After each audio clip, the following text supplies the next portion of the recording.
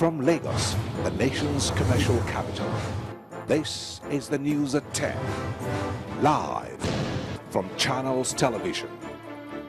Reported tonight, Sulaiman Aledo.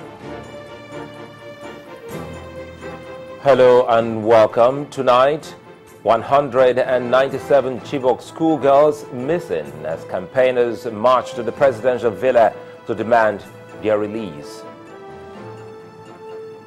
Military remembers Nigerian fallen heroes, refutes allegation that dead soldiers fighting Boko Haram were buried in a mass grave. Federal government steps up investment and technology upgrade for the country, approves 220 billion naira intervention fund for industrial research. An Oscar Pistorius defense witness tells court the convict risked attack in South Africa's violent jail. And on business news tonight, Access Bank seeks to raise funds to boost its core capital and lending business. On sports news, Nigeria's Super Falcons qualify for the semi-finals of the ongoing African Women's Championship as the quest for a 7th title continues.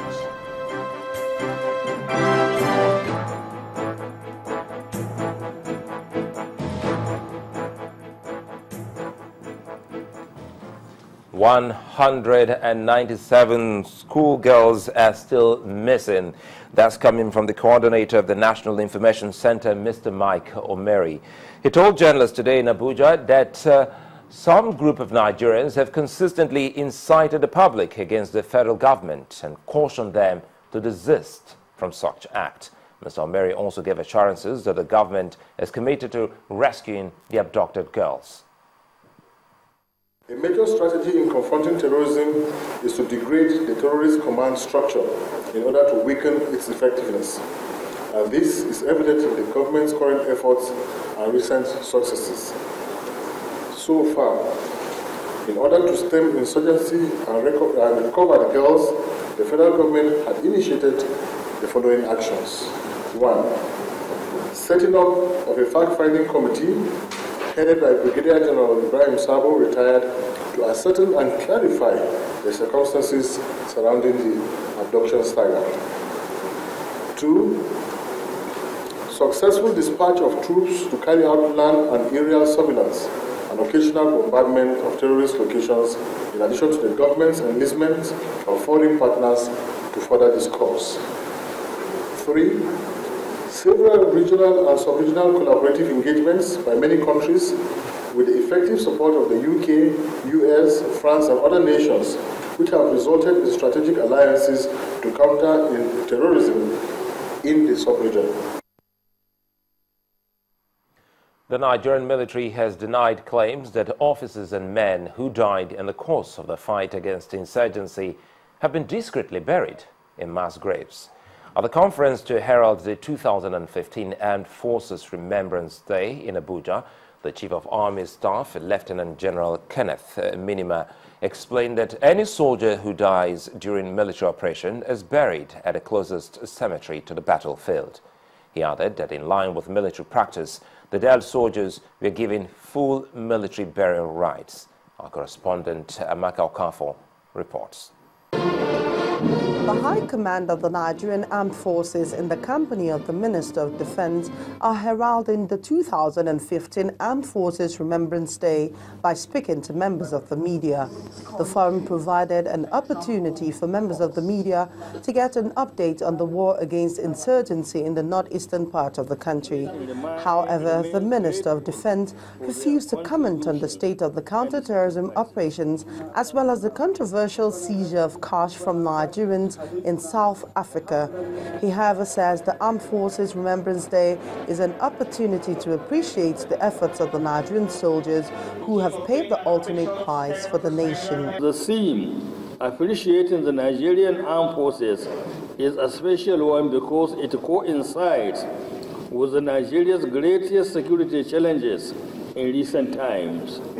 It is therefore appropriate to specially appreciate the commitment of our personnel that are paying the supreme price in confronting our security challenges so that we can live in peace. The military leadership also rejected claims that officers who have died in the course of the operations against Boko Haram are being buried discreetly in mass graves in the northeastern part of the country. There were accusations that we buried people in mass grave, which is not true.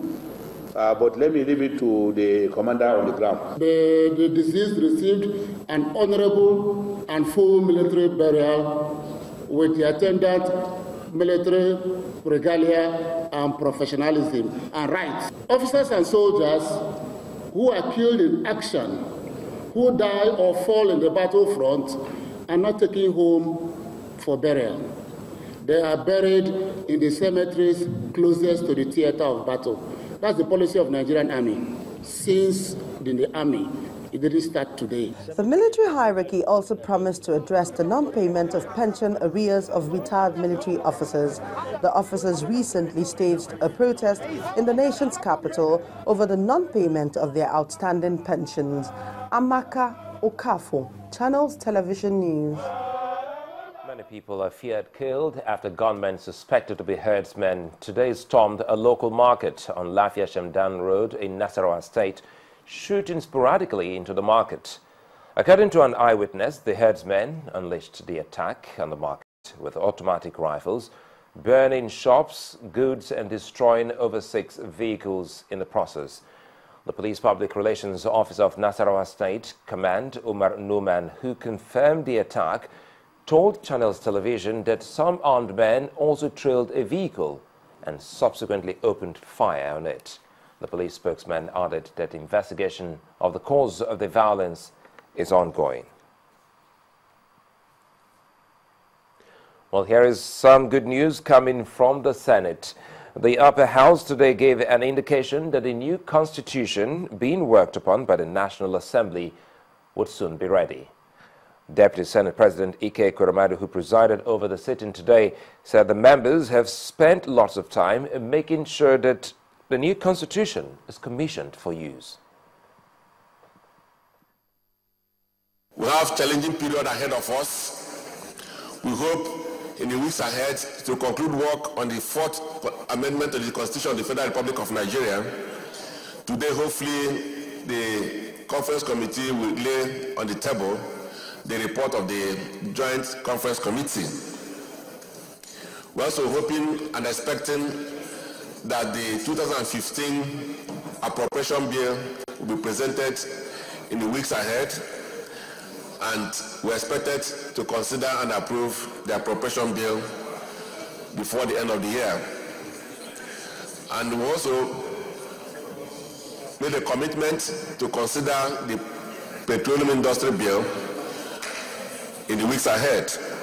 And importantly, as you are aware, we have our primaries and congresses coming ahead of us. I would like to wish you a good luck.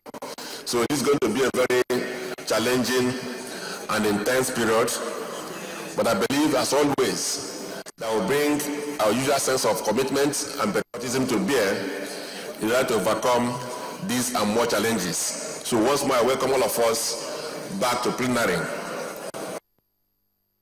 Nigeria's Deputy Senate President Ike Kurumadu speaking on the almost readiness of the new constitution for the country, but now attempts by the House Deputy Majority Leader Leo Ogo to get the House of Representatives to rescind its earlier decision to give the Independent National Electoral Commission a role in the deployment of troops during elections has failed.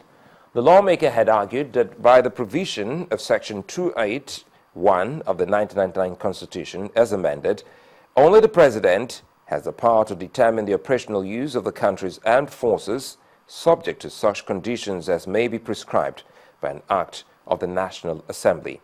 The consideration took party coloration when the question was put for a voice vote, as members of the opposition All Progressives Congress voted overwhelmingly against the request. Maintaining Clause 2191B in the amendment of the Principal Act is tantamount to ceding the presidential powers relating to the operational use of the armed forces to the Independent National Commission, INEC, against the provision of Section 218 of the Constitution. The House, therefore, is aware of the provision of Section 1 sub 3 of the Constitution, which stipulates that if any other law is inconsistent with the provisions of this Constitution, the Constitution shall prevail and that other law shall, to that extent of inconsistency, be void. The House therefore resolved to rescind its decision taken in the Committee of the Whole to retain Clause 291B in the proposed amendment to Section 2191 of the Principal Act and delete the said Clause 291B. Mr. Speaker, my colleagues, I so move. Those against, please say nay. The nays have it.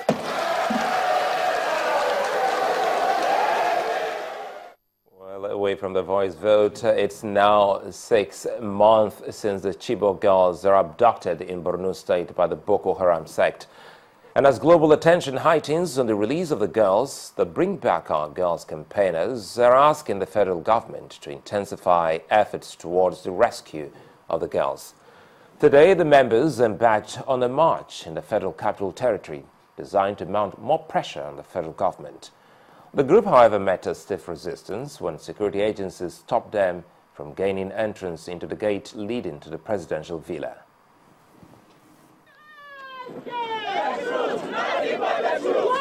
It was a protest march. The Bring Back Our Girls group said must take them into the seat of government no matter the circumstances. But that was not possible as armed 13 security men were on hand to stop them.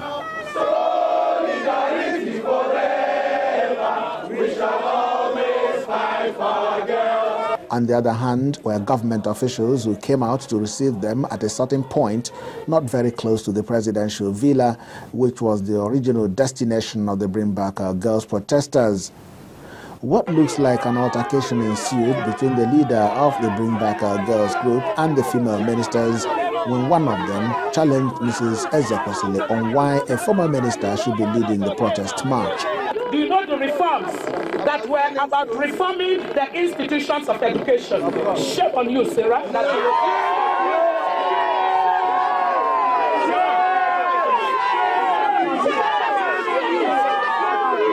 Responding on behalf of the federal government, the Minister of Women Affairs assured the Bring Back Our Girls group that government is not resting in the effort to rescue the girls. I want to assure you once more, with all sense of responsibility, that the government is doing all it can, and it is very, very seriously interested to see that our daughters are back alive, are brought back alive. Also among them are parents of the missing girls who could not hide the agony they have faced all these days their girls have been in captivity. We know he is trying, but we want him to try more than this. We want Mr. President to go on negotiation to bring back our girls. I could remember when his uncle was kidnapped. In few days, he used some kind method and bring back his uncle. This is another futile effort by the Bring Back Our Girls group to take their protest to the seat of government. But they say they remain steadfast in their resolve to continue to mount pressure on the government until the over 200 girls are finally set free. In part 2, after the break, former head of state, General Muhammadu Buhari, seeks support of Governor Chibike Amechi ahead of the 2015 elections. That's in a moment. Stay with us.